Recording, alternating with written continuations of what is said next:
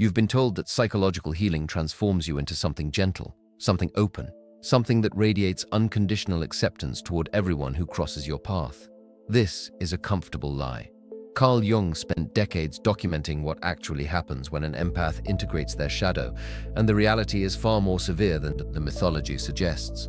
A fully integrated empath doesn't become more accessible. They become operationally dangerous to anyone who mistakes awareness for weakness, not through aggression, through immunity. And that immunity dismantles entire systems of social control that depend on your unconscious participation. Let me show you what Jung actually observed in the clinical transformation from fragmented sensitivity to integrated psychological sovereignty. Before integration, the empath exists in what Jung identified as a state of permanent psychic porosity. Your nervous system operates without filters. You register emotional frequencies that others cannot detect. The anxiety in a room before anyone speaks. The hostility beneath polite conversation. The depression someone carries but never names. This isn't mysticism. This is differentiated perception developed through survival necessity. You learn to read micro-expressions, vocal inflections, and behavioral inconsistencies because your early environment required it. Perhaps you had a parent whose mood determined whether the day would be safe or chaotic. Perhaps you navigated family systems where spoken words contradicted energetic reality. You developed perceptual acuity the way soldiers develop threat detection, through repeated exposure to environments where missing signals had consequences. But here's what that survival adaptation cost you. While your perception sharpened, your boundaries dissolved. You began to experience what Jung called unconscious participation, the inability to distinguish between your emotional content and the emotional content of those around you. You walked into a room and absorbed the collective unconscious material of everyone present, their rage, their grief, their unprocessed trauma. All of it flooded your system as if it were your own. You didn't choose this. Your psyche was structured to be receptive, and in the absence of proper individuation, receptivity became indiscriminate consumption. You consumed other people's shadow material because you had no framework for understanding that their darkness was not yours to carry. The unhealed empath constructs their entire identity around this absorption. You believed your purpose was to metabolize other people's pain. You became the family therapist at 12, the friend who always understood at 16, the partner who could hold space for anything at 25, and with each role you buried yourself deeper under layers of borrowed suffering. You had no boundaries because boundaries felt like rejection. You had no limits because limits felt like abandonment. You said yes when your body screamed no. You stayed when every instinct told you to leave. You smiled through your own disintegration because you believed that your worth was measured by your capacity to endure what others could not. Jung saw this pattern repeatedly. Empaths who arrived in his practice weren't presenting with traditional pathology. They were drowning in psychological material that didn't originate from their own unconscious. They were living repositories for the collective shadow. Everyone's denied aggression, everyone's repressed sexuality, everyone's unacknowledged shame. Consider what this does to your sense of self. When you spend years absorbing external emotional content, you lose contact with your internal reality. You can read everyone except yourself. You know what others feel but cannot name your own emotional state. You become a sophisticated psychological instrument pointed outward, with no capacity for internal calibration. This is the pre-integration state. Maximum perception, zero protection, complete self-abandonment disguised as compassion. Jung understood that most people don't choose individuation. They're forced into it through crisis. For the empath, this crisis typically arrives as betrayal, not ordinary disappointment. Betrayal that shatters your fundamental operating system. Usually it's the person you protected most, the one you absorbed pain for, the one you believed would never exploit your openness. And then you discover the truth. They've been lying for years. They've been using your empathy as a resource to be extracted.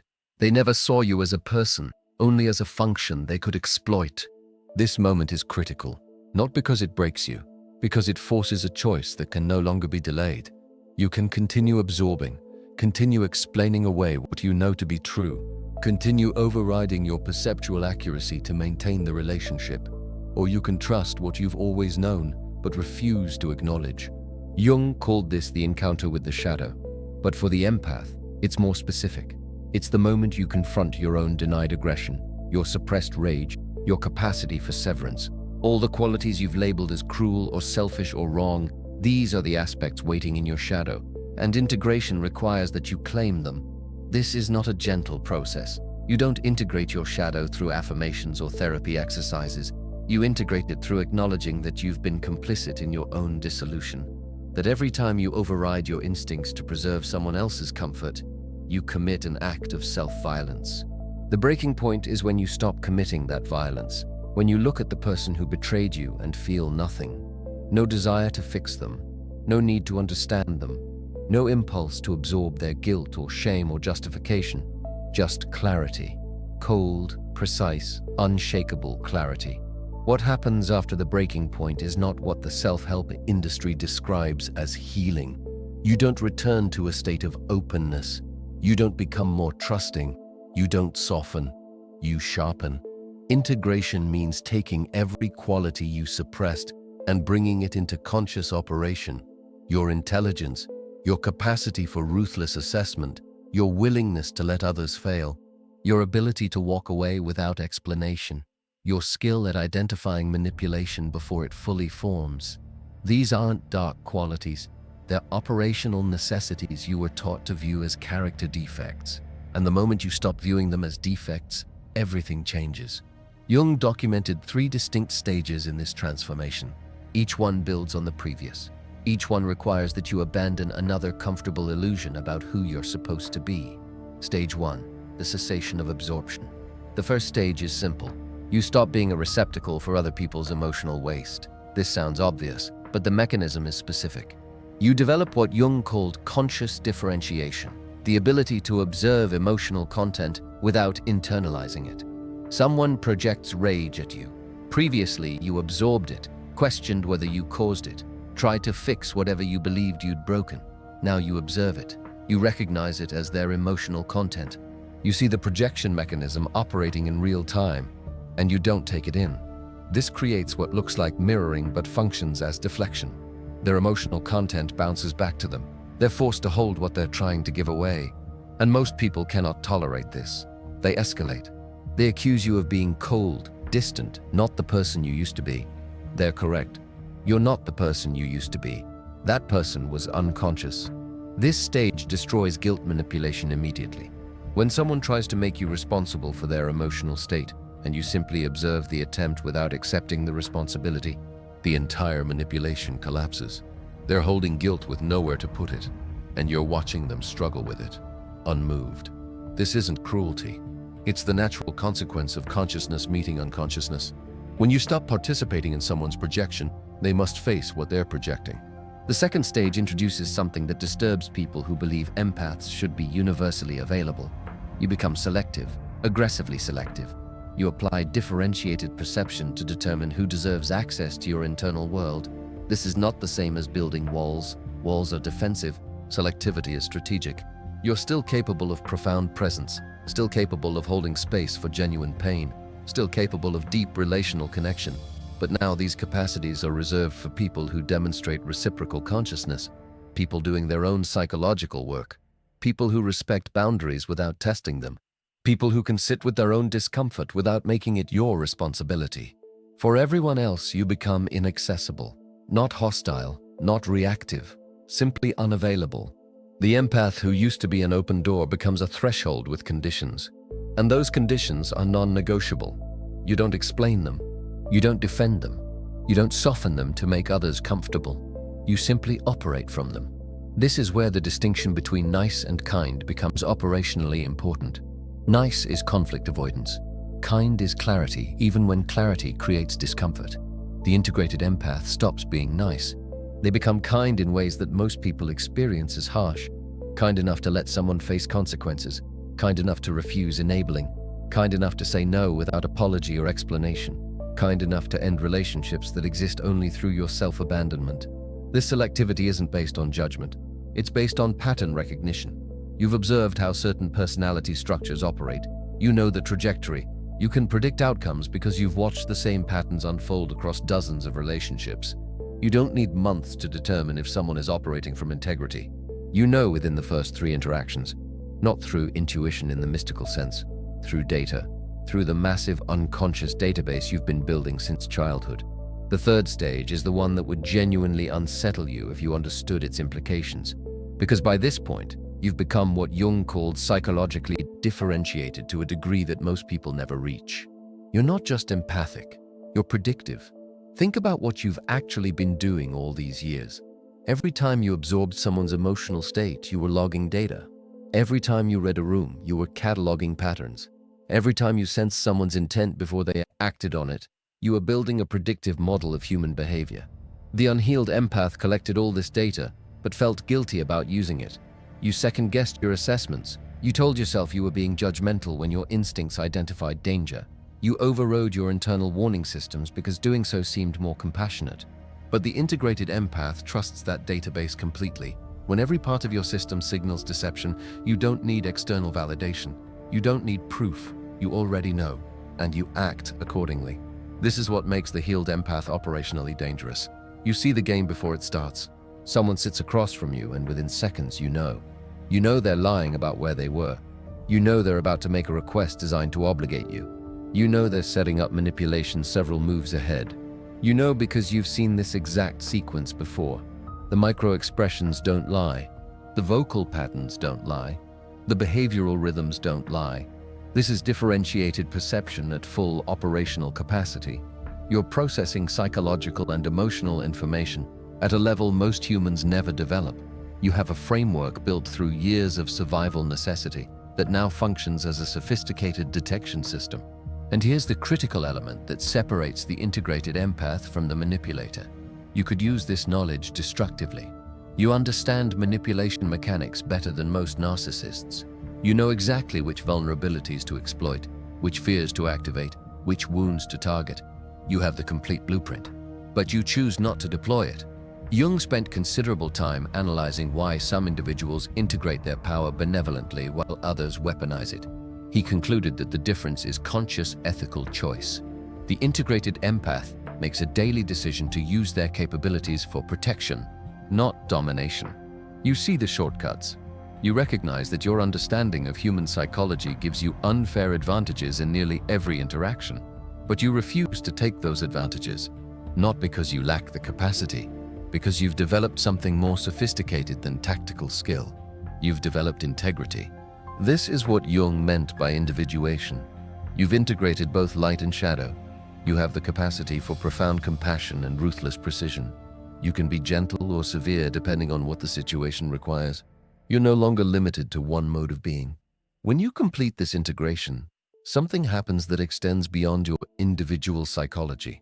You create a ripple effect that forces everyone in proximity to evolve or reveal themselves. Family systems built on dysfunction cannot survive your transformation, not because you're attacking them, because you've stopped being the structural support that held the dysfunction in place. When you remove the person who always absorbed tension, who always smoothed conflict, who always sacrificed themselves to maintain false peace, the entire system must reorganize. And that reorganization exposes what was always true but never acknowledged. Your alcoholic father can no longer drink without facing consequences because you're no longer cleaning up the aftermath. Your codependent mother can no longer avoid her own therapy by using you as her emotional processor. Your narcissistic ex can no longer control you through guilt because you've stopped feeling responsible for their emotional regulation. The empath who enabled all of this is gone, and in their place stands someone who values their own peace more than they value avoiding conflict.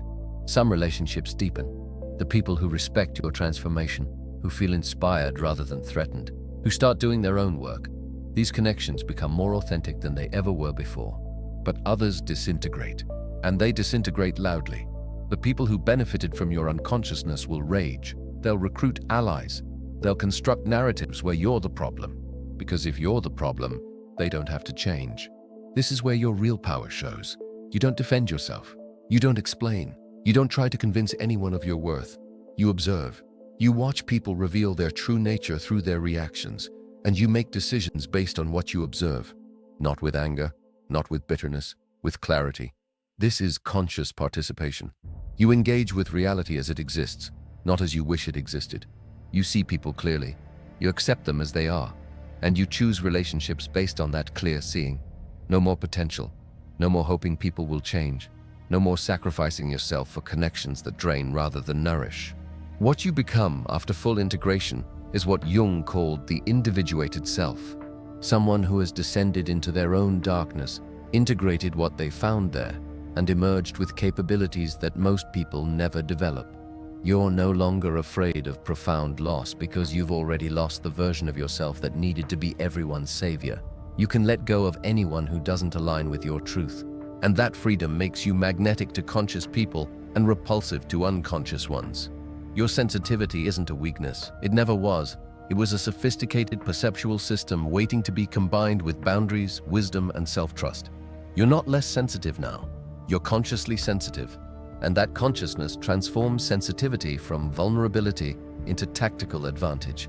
You can feel everything and still maintain sovereignty. You can see the worst in humanity and still choose engagement on your terms. You can be powerful and peaceful simultaneously. This is the truth that Jung documented, but that most people misunderstand. Healing doesn't mean returning to who you were before the pain. You can't return. That version was unconscious. The integrated version is far more capable. You're awake. You're whole. You own every part of yourself. The compassion and the capacity for immediate severance, the gentleness and the steel, the openness and the impenetrable boundaries. You're not too much for this world. You're exactly what conscious evolution requires. Someone who can hold space for darkness without being consumed. Someone who can love deeply without losing themselves. Someone who can see through deception while maintaining their own integrity. The unhealed empath asks why this is happening to them. The integrated empath knows. It happened to forge you into something that cannot be manipulated, cannot be guilt-tripped, cannot be pulled back into unconscious patterns. You were never meant to save everyone. You were meant to save yourself, and in doing so become proof that integration is possible. This is the transformation Jung observed, not a return to innocence, an advancement into sovereignty. You're conscious, integrated, and operationally untouchable to anyone who mistakes your awareness for availability. You don't argue. You don't defend. You don't prove anything to anyone. You simply see through the patterns, make your assessment, and act accordingly. Usually by walking away so quietly they barely notice you're gone. No drama, no explanation, just absence. This is what a healed empath becomes. Not nicer, not more accommodating, not more open. They become sovereign, self-possessed, unshakable in their knowing, immovable in their boundaries, immune to unconscious manipulation. They become love with operational precision, compassion with strategic deployment, empathy with absolute self-respect. And that combination is one of the most formidable forces in human psychology. You understand now what took years to learn. Protecting your peace isn't selfish. It's the only sane response to a world that will consume you if you allow it. Walking away from toxicity isn't weakness. It's the ultimate expression of self-regard. Choosing yourself isn't cruelty. It's the foundation of every healthy relationship you'll ever build. When you make that choice, when you decide that your psychological integrity matters more than other people's comfort, the frequency shifts. People who drained you start avoiding you. Situations that depleted you stop appearing. Drama that used to follow you everywhere can no longer locate you. Not because you're hiding, because you're operating from a level where unconscious behavior cannot reach you, where manipulation deflects like water off stone, where guilt trips land in empty space because you're no longer standing in the target zone. This is your inheritance, not the ability to feel everything, the wisdom to choose what deserves to be felt, not the capacity to help everyone, the discernment to invest only in those doing their own work, not endless patience, the strength to walk away when patience becomes self-abandonment. Your breaking point was your initiation. Your sensitivity is your instrument. Your empathy is your advantage. And now that you wield it consciously, you're unreachable by anyone operating from unconsciousness. This is what Jung meant by individuation. This is what a healed empath actually becomes.